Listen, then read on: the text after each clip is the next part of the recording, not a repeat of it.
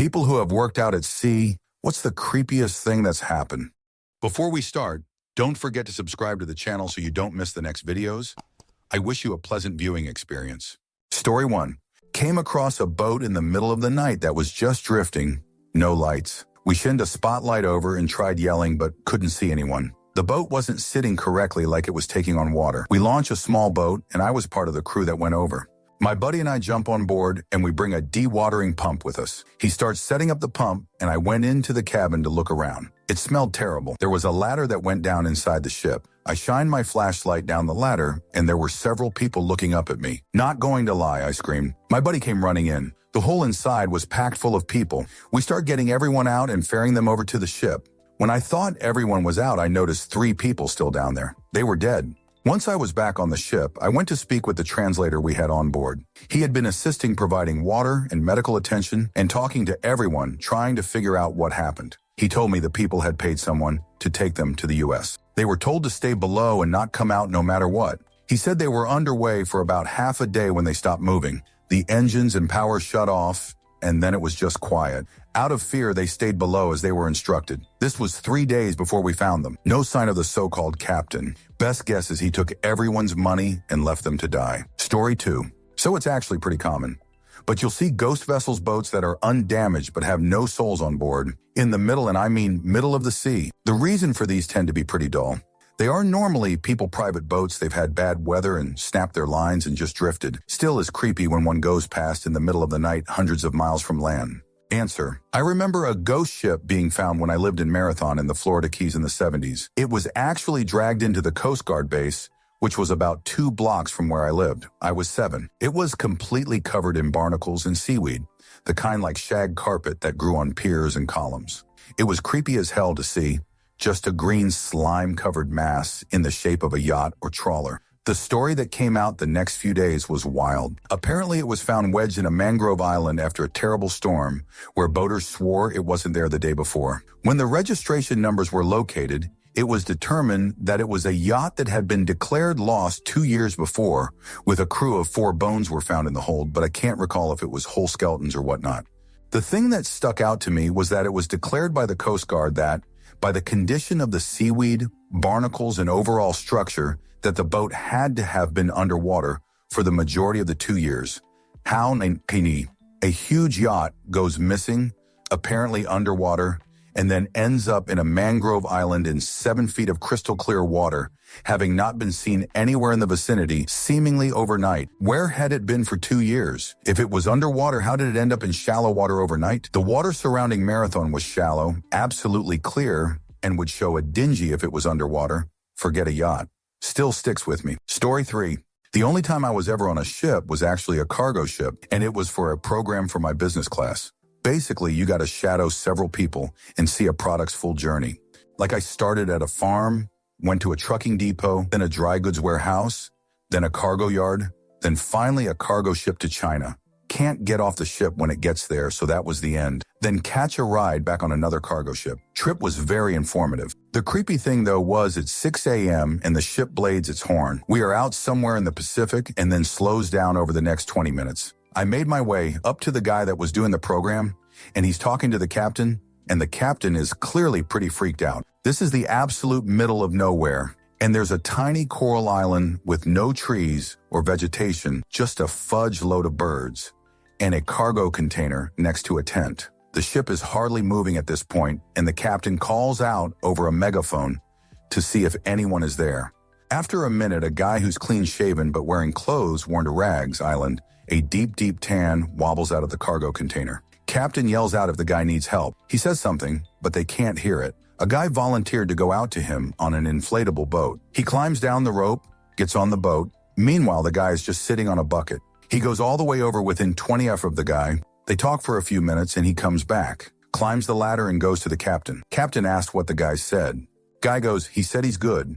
Guy gave no info, no plans, had no food but dried fish and some water distilling thing, is out hundreds of miles from another living person, has no boat, and says, I'm good. Story 4. You'll expect otherwise, but I've seen more people drown that I would consider reasonable.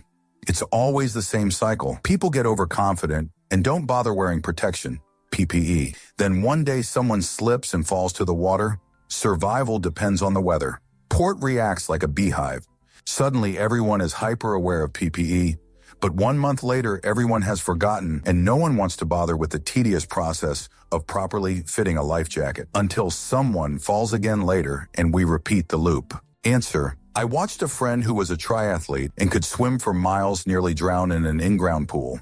He just slipped backward on the slope to the deep ends and took a deep breath in shock, but his mouth was underwater. I don't know if it was panic or the water already in his lungs, but he just didn't come back up. I was like 400 FT away running down the hill towards the pool. Luckily, someone closer saw him and grabbed him. It was crazy though. I just looked over and just saw the guy slide under and not come up. He lived, but he was underwater for over a minute. Story 5. Not necessarily at sea, but I worked on a research ship in the Arctic. We were slowly pushing our way through an ice fog. A friend and I were on deck having a smoke, just watching the ice slowly float by, when a large seal laying on the ice came into view. It was obviously dead, as the skin had fallen away from its ribs, but otherwise, it was perfectly persevered. Just as the seal started to disappear in the fog, a polar bear appeared, crouched as though it was stalking the seal. It was also dead. The fur on its extended front leg had fallen away, exposing the bone. Otherwise, it was also perfectly persevered. Almost in unison, my friend and I look at each other and said, WTF. Story 6. Rogue waves freaked me out quite a bit. Never got to see them, worked in engineering, but I remember we got slapped by one beam 2 at like 3 a.m. and it almost threw me out of my rack. Knocked a bunch of chute off that wasn't strapped down, almost broke our TV, and then it went right back to being pretty calm out. Everyone in my room woke up, nobody got hurt, but we all just stared at each other like, Muff, did that just happen? Story 7. We used to have to sound the fuel tanks on the Coast Guard cutter I was on. That involved going out to the decks and inserting a tape measure into tanks. If we did it at night with a flashlight, sometimes a flying fish, which were attracted to light, would jump out and smack us in the face. That was jarring. Story 8. Does fishing count as working? My dad and I were fishing and thought we saw a sea turtle with its head sticking out of the water. I got our camera out, back in the 90s, ready to take the shot. As we got in range, we realized it was a body floating, belly up, arms straight up in the air. Poor guy was fishing a few days before with friends when a storm blew in, capsized his boat in the Long Island Sound, anchor off the back next to engine, with waves hitting the front. Flipped it, didn't get his life jacket on in time. His 3 friends made it to shore, he did not. We drove back to the marina, radio wasn't working that day, and reported it. A few other boats had also reported, and they were in the process of recovering the body. Story 9. 1. Unbeknownst to anyone on board, mafia welding a box full of narcotics on the vessel's hull underwater in the Caribbean, only for their friends in Northern America to retrieve them. Similar incidents have led to underwater inspections by Coast Guard divers on vessel arrivals from specific ports. 2. A crew member to call the bridge frantically to inform me that the sofa in the smoke room is possessed by a spirit. On closer look, a stowaway had lifted the cushions in Dracula-esque manner, only to try and come out at night once we were underway in international waters. 3. Wire rope snapped during mooring operations to then basically split a crew member into bits whom we had to then collect in bags. Traumatic to say the least, these things never leave you. 4. A crew member repeatedly removes the safety guard on a grinding disc for convenience, then for the disc to crack and impinge a shrapnel into his left eye. Agonizing screams even for days till we could reach the nearest helicopter rescue area in the Pacific. 5. Orinoco River, Venezuelan Amazon. Interaction with indigenous tribes where we exchanged shoes, basic meds, mosquito repellent, detergent for some wild honey, fish, wild fruit, which I had never seen before. Story 10. I spent a summer on a fish processing vessel about 23 of the way out on the Aleutian Island chain in Alaska, most of the way to Russia. We were buying fish from a large tender, and some of the older hands on my processor boat were grumbling. I asked why, and they told me a story. Turns out the year before, there had been a fire on the boat I was serving on, and this fire occurred while they were tied up to the same tender we were buying fish from right now. When the guys on the tender saw smoke coming up from our boat, they took axes and cut the lines instead of getting our guys onto their boat. A fire at sea is one of the worst things imaginable. Those pricks cut our boat loose without rescuing any of the crew. A year later, my bosses were still doing business with them. If I was in charge, I would have told them to go screw. Nobody on my processor, Boat was hurt, but it could have gone the other way very easily, and the guys on the tender would have just watched it happen. Oh, probably would have called into the Coast Guard, but otherwise, best of luck. It speaks to the intense greed of the commercial fishing industry. Story 11 was traveling through Bab al-Mandeb. The sun had set about an hour before, when all of a sudden we picked up 4 speedboats pacing us on radar with no running lights, and there was no moon, so it was dark. We top out at 20 knots. They sped to us at around 35-45 and came within 60 meters before leaving us be. The atmosphere on board completely changed. The old man got called to the bridge and we were getting ready to call it in when they turned away and let us be. I was aboard the Maersk Carolina, which is a sister ship to the Maersk Alabama, and on the same route which got taken a year or 2 later. We had no armed security on board. Story 12. Waves ended up breaking some windows and the lower decks got a pretty good soaking. But other than a few scrapes and bruises and brown stains, we made it to port. Story 13. Not me, but a guy I worked with. He was dive harvesting in an area where a boat had gone down recently. People were lost. As he moved along the bottom, he saw ahead what looked like the shape of a man in oil-slick rain gear. Reluctantly, he moved ahead. As he got closer, he saw the bib pants, boots, and jacket laid out on the ocean floor as if a man was just lying there. Preparing himself for the worst, he came within touching distance, and they were empty. Story 14. Maybe it's just me, but on still clear nights, the stars are above you in the sky, then they are reflected beneath you in the water, and you lose the horizon and you are floating in space. You can lose yourself in that place. Story 15. We had crocodiles and sharks circling our boat at the same time while we were processing the fish and throwing the guts overboard. That wasn't necessarily creepy, but was definitely exhilarating. Captain said he's seen the crocs wait between the dinghy and the main boat to snap you when you hop onto the dinghy. Tropical seas are a whole different beast. Everything in that water is dangerous in some way. Story 16. Heavy seas during a storm on the flight deck. When you see real waves and feel how insignificant you are in the ocean, makes for a surreal experience. One wrong step and there is literally no rescue. Now imagine you need to be along the side of the ship pulling up heavy metal fences while the ship is bouncing around like a springboard up and down, side to side all at the same time. Oil-slick tarmac glides like butter, so you better pray you got the right boots on. Not gonna lie, I had to tap out momentarily and readjust my nutsack before I went out again. It was definitely an experience, man. It's creepy because after one lift off, you wait around for the next sortie, and you can feel the ship getting thrown around, crashing reverberations through the flight hangar and residual oil from prior pre-flight maintenance that you are almost always going to walk into. Story 17. My grandfather worked as a Navy cook, and he flat out refused to eat shrimp, crab, and any bottom feeder after working at the sea.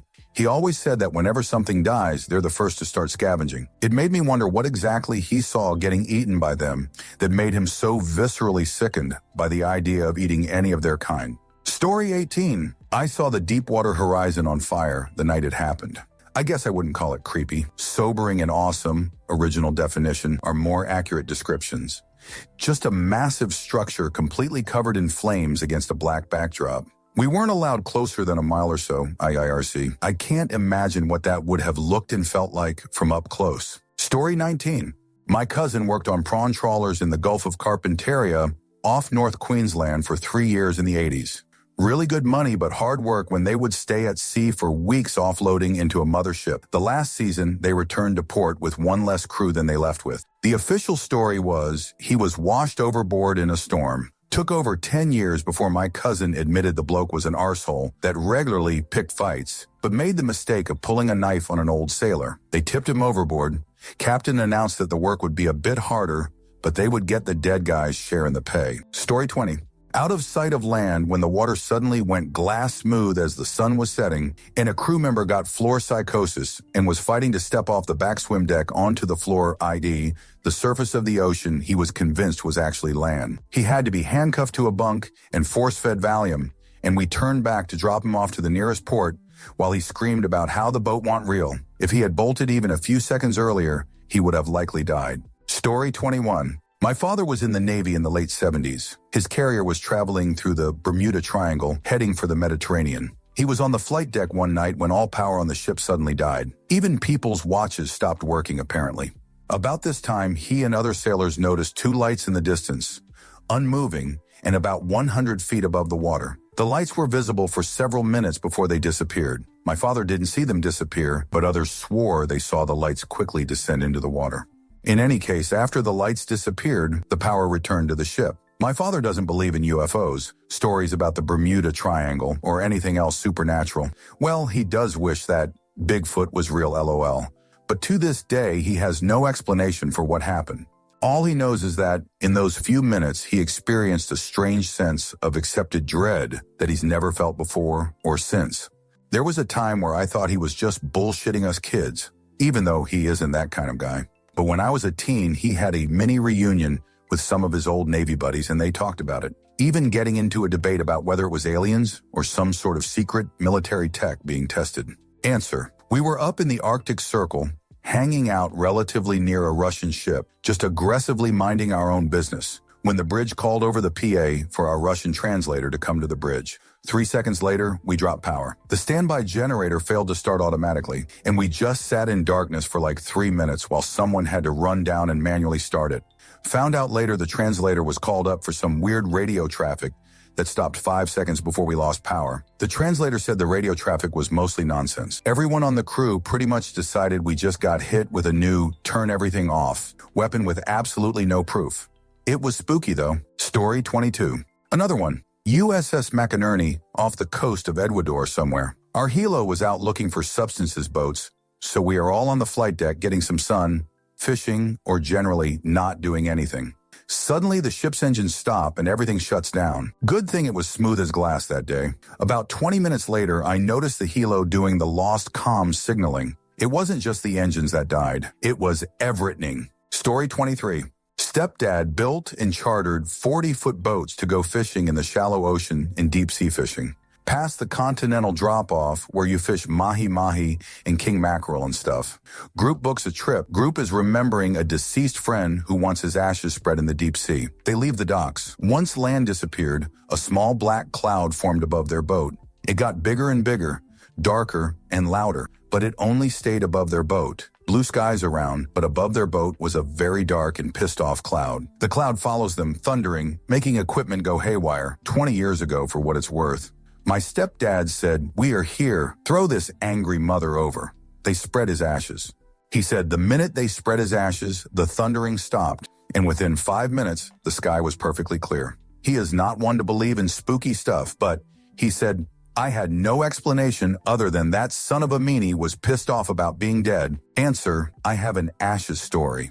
On our small cruise ship, people bring some ashes to spread at sea. They go back to the back deck while the ship is underway at night and dump them. A 4-story ship moving at 15 knots is punching a huge hole in the air, and behind the ship is a big old vortex of air. I'm sure you can see the problem. The ashes end up all over the back of the boat, and guess who gets to hose it off the next day? The moral of the story is just ask the crew. We absolutely would have stopped the ship for a few minutes. Story 24. Did not see it, but will never forget this comment when this question floats around again. Pumping deadheads, I couldn't find it, but there's another comment on one of these posts about someone in a sailboat seeing one just miss them while they were tearing along at night. Edit, found it. Answer: a few years back, I was on an Alaskan cruise, and one evening there was a Meet the Captain QA in one of the venues. The captain had been a mariner 35 years, so he had seen a lot. Someone asked him how sailing around the PNW was different than other places. He said the massive floating dead trees concerned him because even though the cruise ship was large, a 100 FT water-soaked tree would be dangerous to hit. He said that they normally don't show up on radar nor on sonar. Most of the avoidance is done listening on the radio as boats announce when they see a tree or a cargo container. Story 25.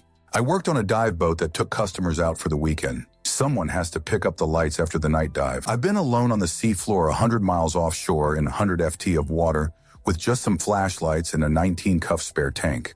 It's creepy to hear the stuff that isn't in your light cone. Also, dozens of barracuda in a school when I dove off the sun deck, dove as in diving board type dive, not scuba, went about 20 ft below surface surrounded by them. We would also occasionally spearfish for lionfish under the rigs and make ceviche. I had my trap full and 2 on the spear with a nurse shark chasing me back to the boat. I missed that job. Edit. I had a regular tank as well, but no buddy. Just the spare pony bottle. Story 26. Fall of Era 1, USS Philippine Sea. We were heading home across the Atlantic chasing a hurricane. 4 days of 15-20 pitch and 20-30 rolls, the whole ship smelled of puke. The boat would go underwater, not just a big splash, but underwater.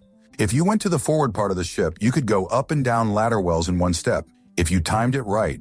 Because the pitching was so great, the counter-rotating screws would make the back of the ship shake like an earthquake when they got near the surface. Story 27. I was working in a pearl boat for around 18 months on the Arafura Sea a few years ago, and one of my roles was keeping watch in the wheelhouse. Essentially, you make sure the boat is following the preset path on the navigation, and if it strays, you turn in manually to keep it within the course set. My watch was 4 to 8 a.m. About 7 a.m., I noticed a white cube, perhaps 200 meters port side, hard to say with no point of reference. But it didn't show up on the Navradar system we had that lets you plot recognized boats. It was also not bobbing up and down with the waves. It was just sat there on the waterline in the distance. I got a better look at it with the binoculars, and it was so strange seeing this white cube just sat still there on the sea in the distance. It wasn't really hovering above it, but as the waves moved with the ocean, every now and again I could see the bottom of it, which is how I know it was a cube. Again, it's hard to say without a point of reference at sea, but I'm guessing it was the size of a van. I'm purely going off how big things appear in the binoculars. When looking at things, I do know how big they are. The person who was following my shift came to drop me a coffee, and he saw it too, so I know it wasn't just me being tired. Following this a few years later, I saw when the Tic Tac videos came out from the Pentagon, and some of the fighter pilots said they saw 5 shaped objects floating in the sky. Story 28. Not a worker, but when I was younger, my family took a trip to the Florida Gulf. A couple cousins and I went deep sea fishing about 20-30 miles off the coast. I got horrendously seasick and was bench-ridden the whole time and was taking a nap. When I finally woke up, a storm had started to roll in.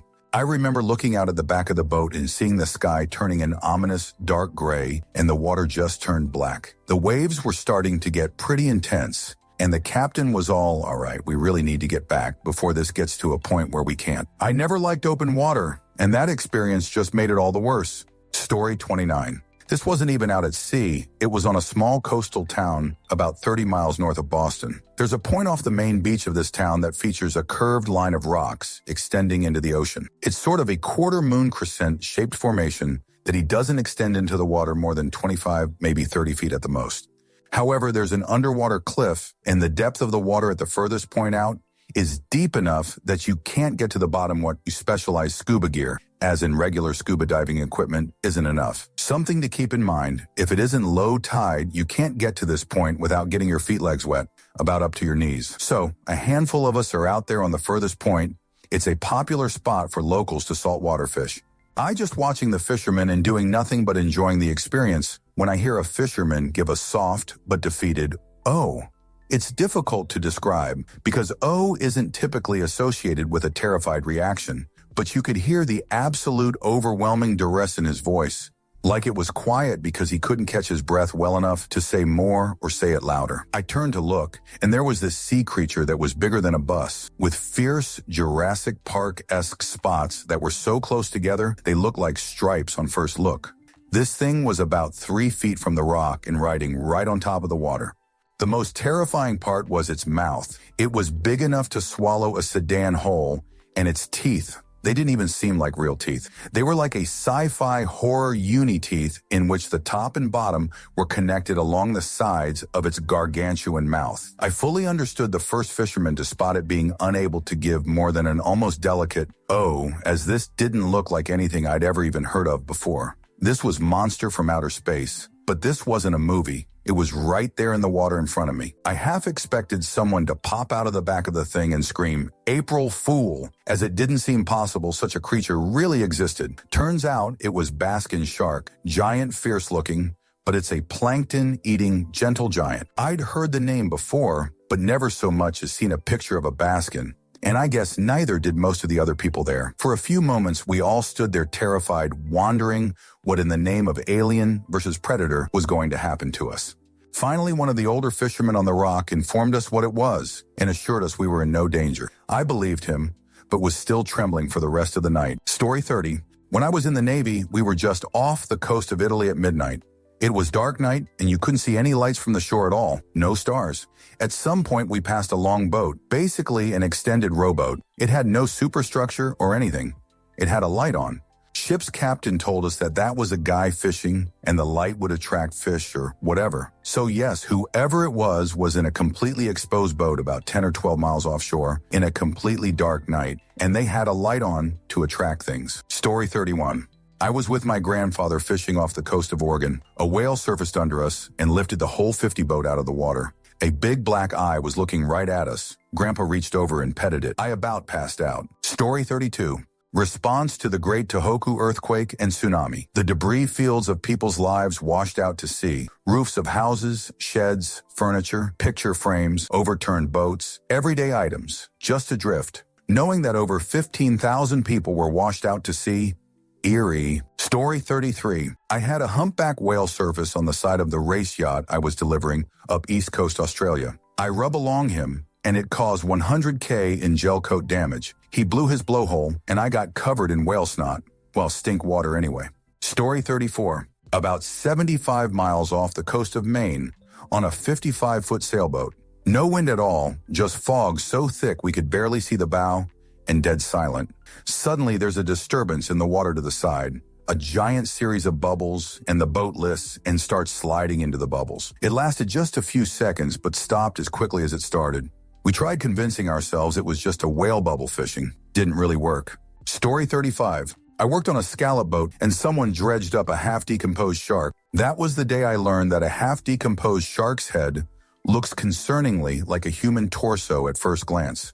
The snout had rotted away to resemble a pelvis, and the way the gills were exposed looked completely like a set of ribs from a distance. It was great relieving to see that it wasn't. But on that same trip, I heard some crewmates talking about the boat they knew discovering a human head and being investigated thoroughly after coming to port. Story 36. I have only had 1 2-week stint working at sea. I was assisting a featured chef on a theme cruise. 8 days into this 2-week adventure, I wake up running down a hallway. In my dream, I was chasing someone. I can't recall who or why. I was barefoot, in pajamas, with no bra, ID, or room card.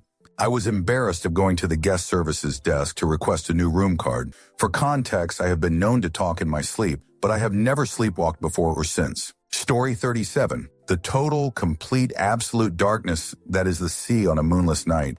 It just feels like you're floating in a void, and it's hard to describe the creepiness that comes with not being able to distinguish between sea and sky. If you fall overboard, it's extremely difficult to find you, especially in a big swell. Except for the slapping of the water against the hull, it's also totally silent. Story 38. Out tuna fishing about 170 miles off the Oregon coast one night, had shut down and was just about to go to bed, noticed an odd glowing orb the size of a football down in the water. Thought it was a bioluminescent jellyfish until it started moving. No swimming motion, just slowly cruising around the boat. Had a 1,000,000 candle power spotlight on board, so brought it out to see what it might be. But when I put the light on it, it fully disappeared. Turned the lights off, and there it was, plain as day. A few more showed up and moved around the boat for about 20 minutes. Never saw a trace of what they were in the light, but my crewman and I were seeing the same thing. They eventually left and we went to bed. My crewman was an old salty dog, sailed from Vancouver Island to the South Pacific and back single-handed twice, worked on many tuna boats all over the Pacific, said he'd never seen anything like it. Story 39. We sailed the Suez. I was working on a cruise ship. The crew was paid more to do pirate watch. We watched the sea with simple night vision stuff all night. This was, say, 10 years ago. The wealthy guests might have paid 1 to 3 years more for the cruise, but they expected the entire crew to die battling pirates so they wouldn't have to get up out of their chair.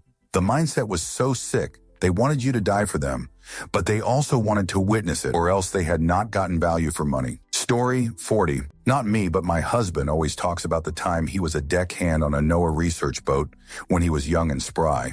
One time, while on station in the Antarctic Circle, with a cable thousands of feet in the water, their boat listed rolled 42 degrees. Fortunately, no one went overboard or was injured.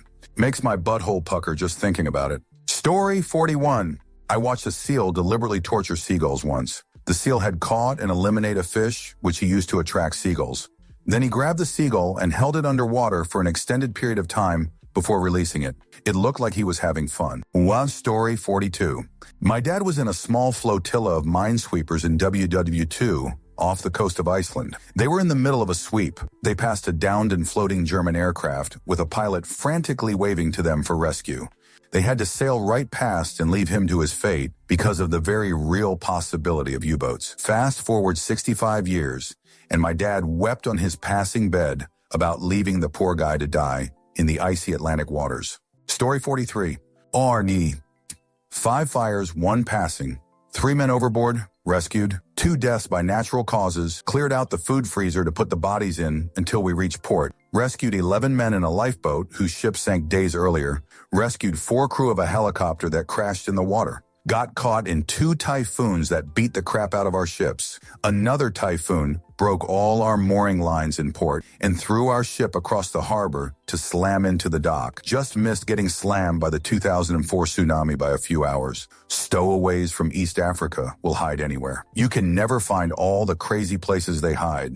They come out after a couple days at sea asking for food and water and thinking they are home free with us. They don't realize our next port call is not the USA, but another African nation that will arrest them and beat the shoot out of them in jail. Just missed being the ship the Captain Phillips pirates took by a few miles. The Maersk, Alabama was on our radar just ahead of us. I shared a stateroom with a guy who eliminated his dad with an axe at 14 years old. The captain didn't tell me until 2 days before we got back to port. There was a fire axe on the bulkhead right outside our stateroom. Saw 2 ghosts on 2 different ships that had confirmed deaths on board and were seen by several other people. Story 44. Besides the odd whale breaching, the horrible realization that there's no 5G or Wi-Fi the next 4 weeks crossing an ocean is mind-boggling. After a while, you even start talking to your other crew members. Creepy stuff. Nightmare material. Story 45. I work on a deep water drilling rig. We use a remote operated sub for all of our subsea work. We are commonly in 6,000 to 8,000 of water. The things I've seen from the subsea video is wild. Like sea creatures I've never seen before in books. It's crazy to see what lives in water that deep. Story 46.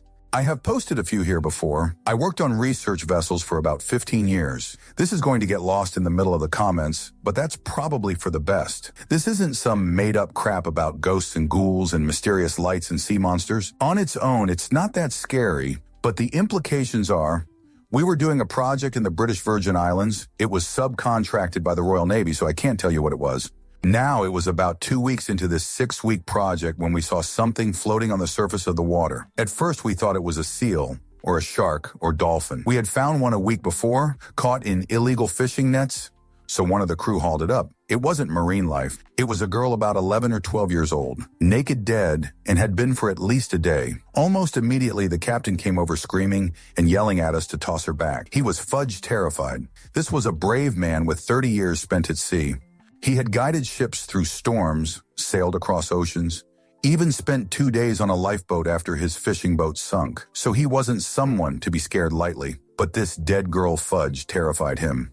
We were a small crew, only 8 of us. There was the captain, a handful of older experienced hands, the chief researcher, who was this British guy in his 60s, then me, a female about my age, and then a younger intern.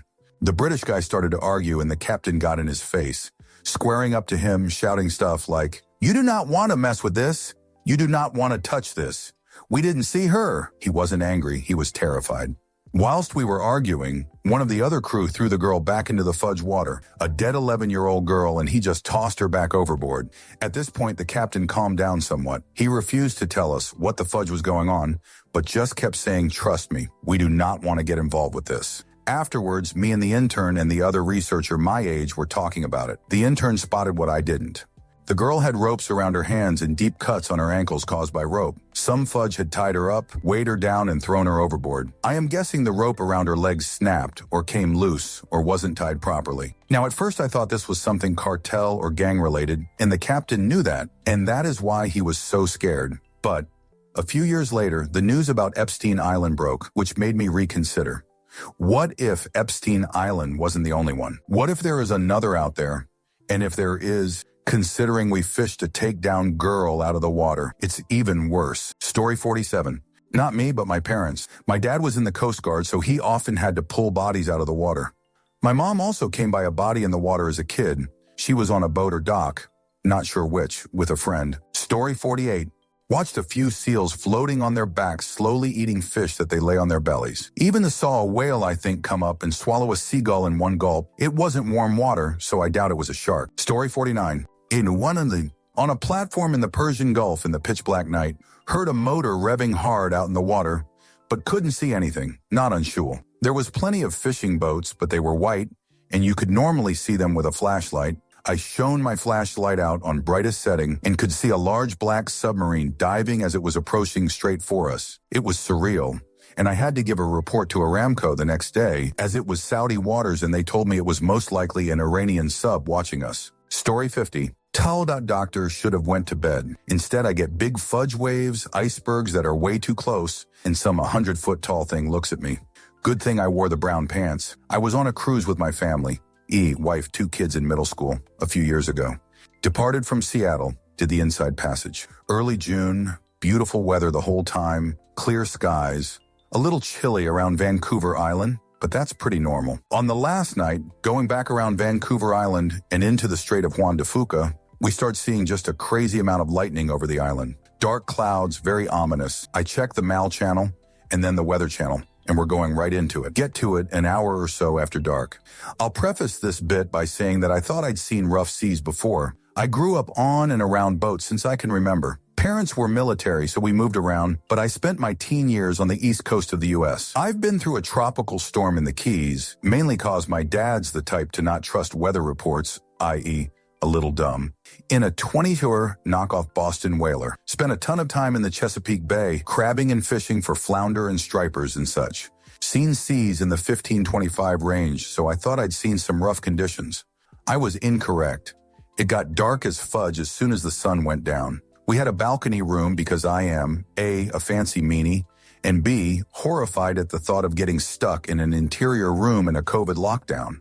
My wife did the sensible thing and went to sleep, but I just sat down on the balcony all night, staring out into the dark. For the first hour or so, they had floodlights on the side of the boat, and I could see the water below for a couple of 100 feet around the boat. I saw a couple of smallish chunks of ice floating near us, the bright blue stuff around the size of a school bus. When they shut the lights off, I kind of figured that meant there was more of them in the area. Don't worry though, I got plenty of chances to see big fudge chunks of ice around the boat, because we were getting 5-10 lightning strikes a minute. Kind of funny because we had, I swear to fudge God, already hit an iceberg that week. The whole family took the excursion on a smaller boat out to the Dawes Glacier. Hit it full speed on the way back. Pretty hard too. The crew spent like 20 minutes down in the engine room, and they certainly looked concerned the rest of the way back to the boat.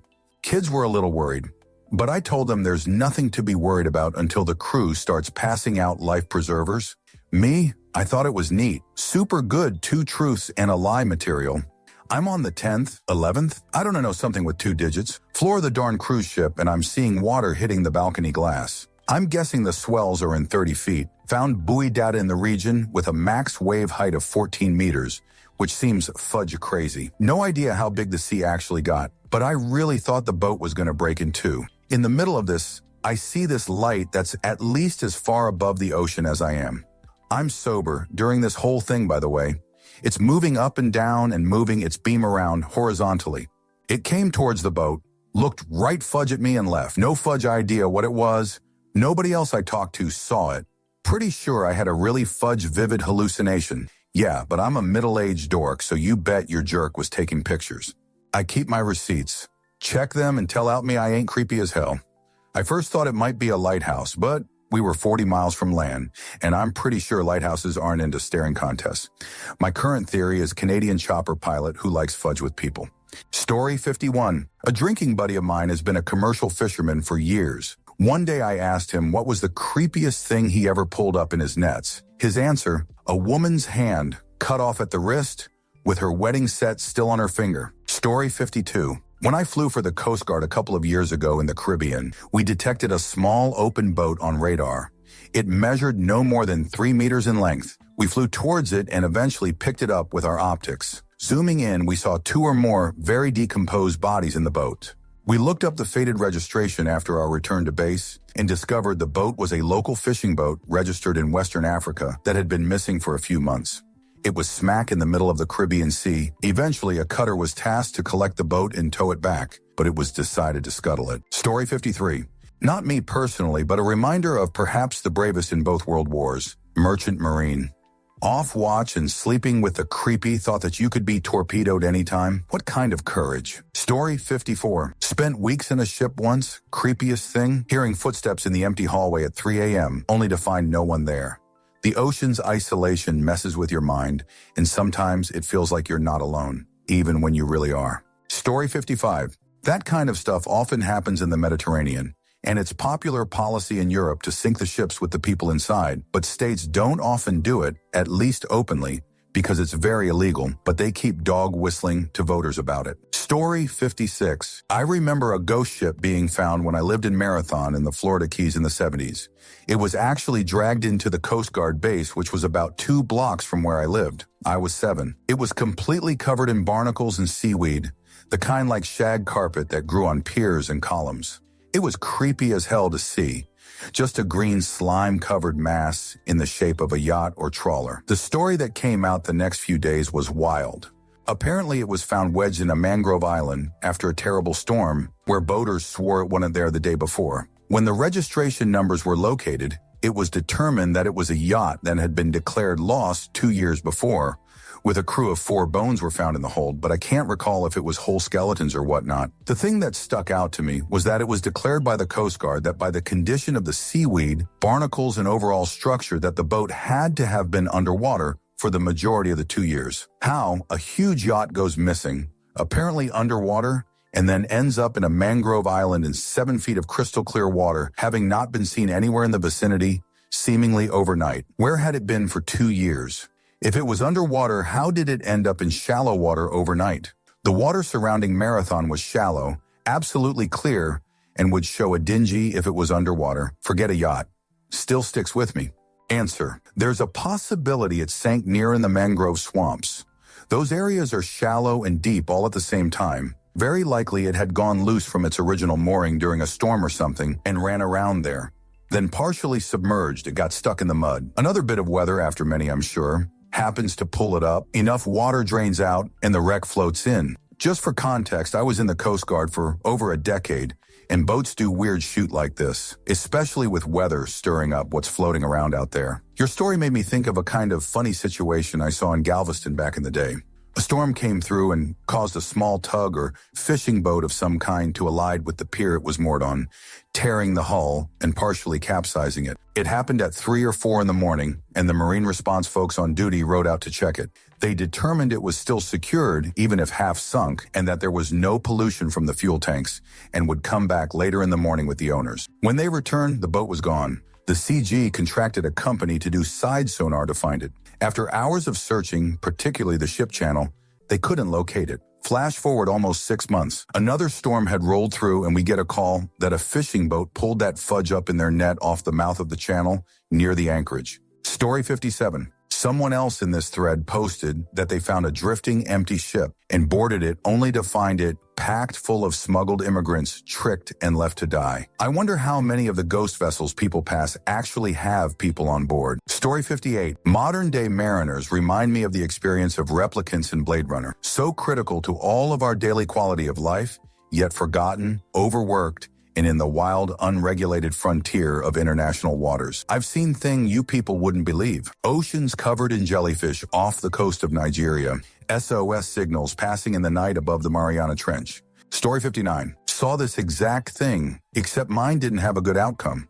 They ended up clogging some part of our AC system, so we were stuck in the middle of August near the Middle East in a giant metal ship with no AC. That was no fun. Story 60. I watched a friend who was a triathlete and could swim for miles, nearly drown in an in-ground pool. He just slipped backward on the slope to the deep ends and took a deep breath in shock, but his mouth was underwater. I don't know if it was panic or the water already in his lungs, but he just didn't come back up. I was like 400 FT away, running down the hill towards the pool. Luckily, someone closer saw him and grabbed him. It was crazy though. I just looked over and just saw the guy slide under and not come up. He lived, but he was underwater for over a minute. Story 61. A lot of marinas in my neck of the woods have free donated PPE hanging on hooks out on the docks. Like, better an out-of-date, stain one than none at all. Our Coast Guard and related services also started putting up signs near these PPE stands that read to the effect of, "You're probably not planning to drown today, But in 2022, 43 people on BC lakes drowned anyways. Always remember to wear PPE. Story 62. There's a kid from Nova Scotia attempting to break that cycle by way of a style of life jacket that is less of a hassle, I think. Ixch is a student at St. FX University with a family history of fishing. Story 63. A coworker once told me a story about a family who went on an extended sailing trip with an 11-year-old daughter. All family members were required to wear their life jackets at all times, with the daughter strongly and vocally disliking it. Finally, the trip ended. The boat returned to port, and as the daughter left, she loudly declared, "Good riddance," took off the jacket and threw it in the water, where it promptly sank like a rock. Turns out water had gotten into it and ruined its buoyancy. Answer: this is a great story, but as someone who has also spent a lot of time on extended sailing trips, another take: extended trip suggests open ocean, which means that the life jacket was probably more like this than a foam one that would float on its own. These heavy-duty ones are indeed quite heavy. There's a whole inflatable mechanism and metal CO2 cartridges inside, plus lots of hardware outside, but they're also less bulky and cumbersome than the foam ones for people who are out moving around on a deck. Some models have a feature where they automatically inflate when they hit the water, but most require a manual pull tab. So without a person wearing and inflating it, of course it sank. Story 64. Rogue waves are so fascinating. For the longest time, scientists thought waves couldn't exceed a certain height in relation to calm surface height without outside disruptors like earthquakes. But nope, there are just a bunch of random gigantic waves at any given moment. Story 65. I realize y'all would not have known in the moment, and it would have been an awful experience. But if you ever see a body out at sea, is ever recommended to recover it yourself, just for the sake of not having to initiate a full-blown and potentially futile search party? Story 66. On closer look, a stowaway had lifted the cushions in Dracula Aesop manner, only to try and come out. At night, I feel bad for your crew member, bud, but gosh, that made me LOL for real, and I needed that. Thanks. Story 67. As to one, they do it with magnetic drones now. Someone on the beach remote controls a torpedo-shaped drone out to a cargo ship, and it attaches itself to the bottom. Then the process is done in reverse at the other end. There was a big thing about it where I worked as they offered to anyone who could come up with a way to counter these things, the concern being that terrorists would start using them. Story 68. I was sailing counter-piracy ops in the Gulf of Aden with the RCN in Orwait. We responded to several distress calls, even scared off some pirates with our Sea King. I remember headed to the Straits of Bab el-Mandeb as we were going off station, with an informal convoy of merchant ships all around us. I remember this giant LNG carrier followed us all the way to the Suez Canal. That was a crazy time. Story 69. There are lots of pictures from the Titanic debris field of two shoes, toes pointed in opposite directions. That's where the bodies fell, and everything was eaten or decomposed. But the leather shoes remained. He found the modern-day equivalent. Story 70. Speaking of how insignificant we really are, I've only been to the ocean twice, and standing there watching those waves roll in at 3 a.m. will put things in perspective. That water has no mercy. I sat there and watched the sunrise and sunset, and how crazy is it that I got to witness the green flash? I didn't know what it was for decades. Story 71. This is why I am never, ever watching The Perfect Storm. I don't know if it's a good movie or not, if it pays homage correctly to the men it depicts or not. I have no nutsack to readjust, but I don't even want to see those kinds of waves on a screen in a fictional context. No thank you. Also, my hat's off to you. The very definition courage is not letting your fear stop you from the work that has to be done. You've just described putting that in action.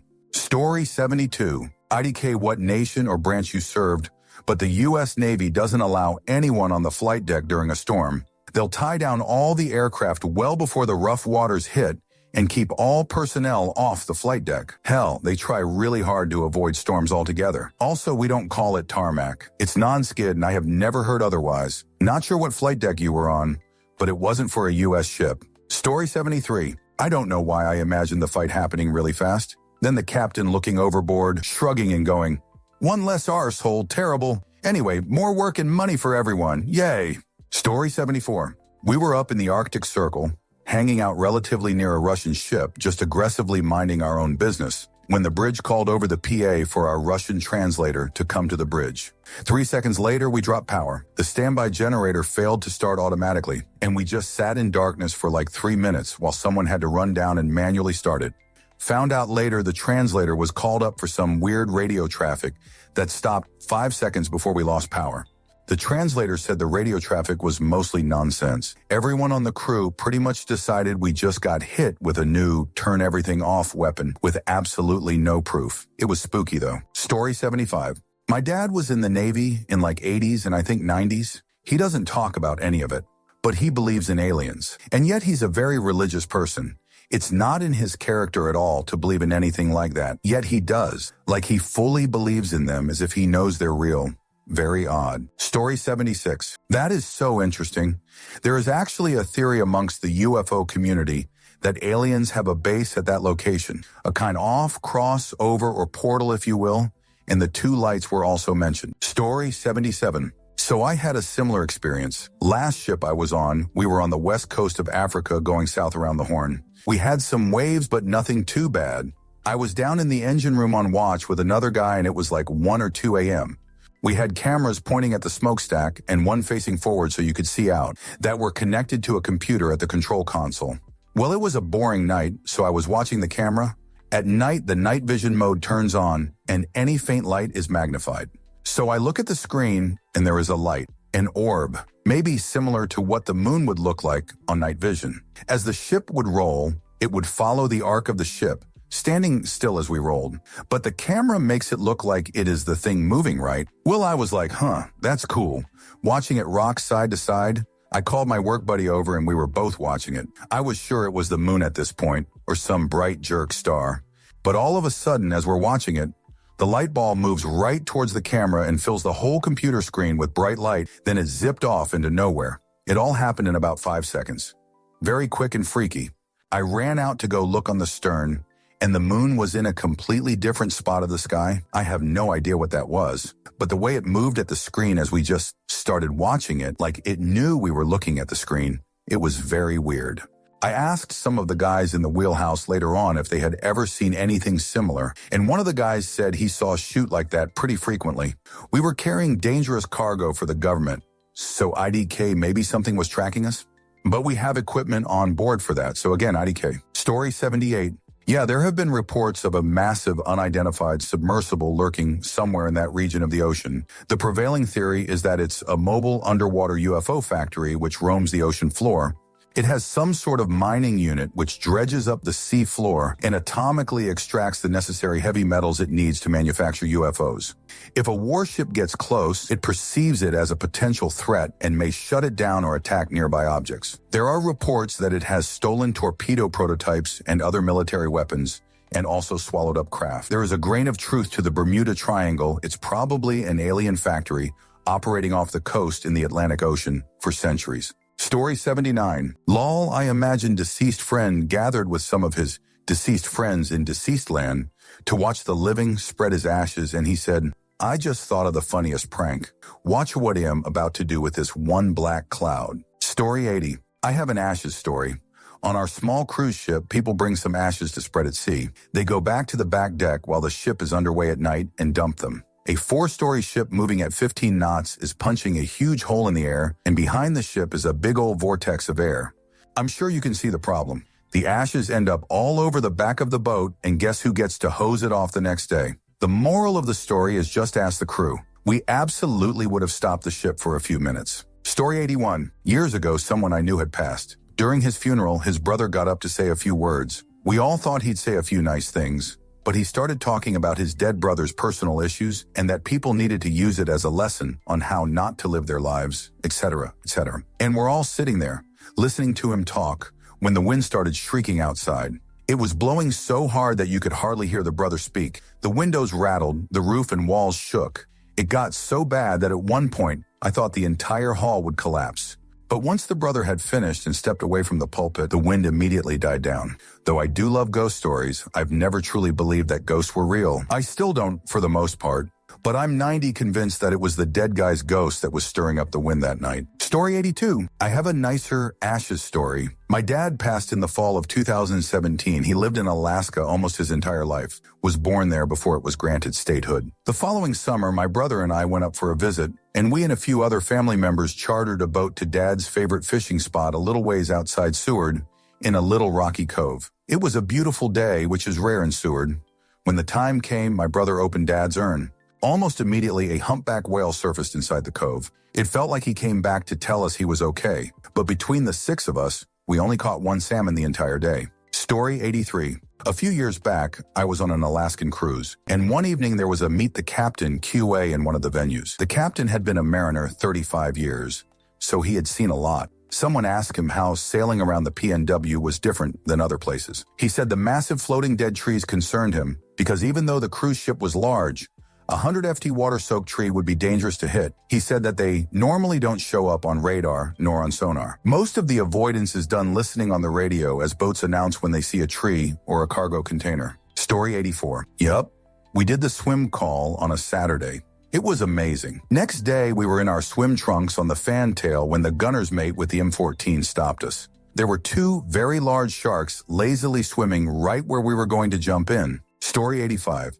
On my first night dive, as is customary, we all shut our lights off, and apparently in that brief moment of darkness, I managed to swim fairly far away. When I turned my light back on, it was just me and hundreds of jellyfish in all directions. Story 86. How did you stop yourself from freaking out when hearing things in the depths that you couldn't see?